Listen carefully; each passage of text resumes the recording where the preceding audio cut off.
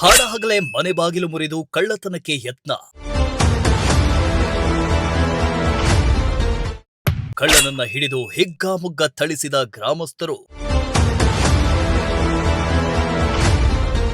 ಹಾಡಹಗಲೇ ಗ್ರಾಮವೊಂದರ ಮನೆಯ ಬಾಗಿಲು ಮುರಿದು ಐರಾತಿ ಕಳ್ಳನೊಬ್ಬ ಕಳ್ಳತನಕ್ಕೆ ಯತ್ನಿಸಿದ್ದು, ಕಳ್ಳನನ್ನ ಹಿಡಿದು ಕಳ್ಳನಿಗೆ ಗೂಸಾ ಕೊಟ್ಟ ಘಟನೆ ಬೆಂಗಳೂರು ಗ್ರಾಮಾಂತರ ಜಿಲ್ಲೆ ದೇವನಹಳ್ಳಿ ತಾಲೂಕಿನ ಚಿಕ್ಕನಹಳ್ಳಿ ಗ್ರಾಮದಲ್ಲಿ ನಡೆದಿದೆ. ಅಲ್ಲದೆ ಕಳ್ಳತನ ಕೃತ್ಯಕ್ಕೆ ಸ್ಥಳೀಯರಲ್ಲಿ ಆತಂಕ ಮನೆ ಮಾಡಿದೆ. ದೇವನಹಳ್ಳಿ ತಾಲೂಕಿನ ಚಿಕ್ಕನಹಳ್ಳಿ ಗ್ರಾಮದ ಬೈರೇಗೌಡ ಅನ್ನೋರ ಮನೆಯಲ್ಲಿ ಮಧ್ಯಾಹ್ನದ ವೇಳೆಯೇ ಕಳ್ಳನೊಬ್ಬ ಹಾಡಹಗಲೇ ಮನೆ ಬಾಗಿಲು ಮುರಿದು ಕಳ್ಳತನಕ್ಕೆ ಯತ್ನಿಸಿದ್ದ. ಮನೆ ಬೀಗವನ್ನ ಒಡೆದು ಕಳ್ಳ ಮುಂದಾಗಿದ್ದ.